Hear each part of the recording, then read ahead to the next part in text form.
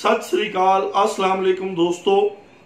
आज 28 मई का वो तारीखी दिन है जब 1998 को हुकूमत वक्त ने और हमारी पाक आर्मी ने बाहर की दुनिया से आने वाले अरबों डॉलर ठुकराकर एटमी धमाके किए, पाकिस्तान को एटमी मुल्क बनाया,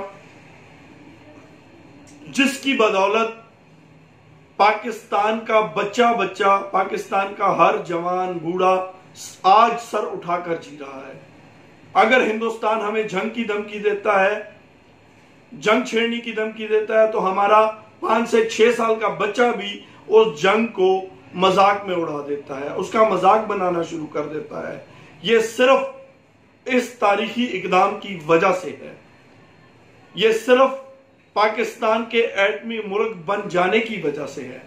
दोस्तों, 28 मई के दिन को सक्सेसफुल डे के तौर पे हमें मनाना चाहिए। ये यौम तकबीर भी है और सक्सेसफुल डे भी है। यौम तकबीर के तौर पे भी हमें मनाना चाहिए और एक सक्सेसफुल डे के तौर पे हमें मनाना चाहिए, ताकि हमारी आने वाली नस्लें सर उठा के जी सकें और पूरी दुनिया को पैगाम दे सकें कि जब गैरत की बात आती है तो हम डॉलरों को अहमियत नहीं देते, जब इज्जत की बात आती है तो हम पैसों को अहमियत नहीं देते।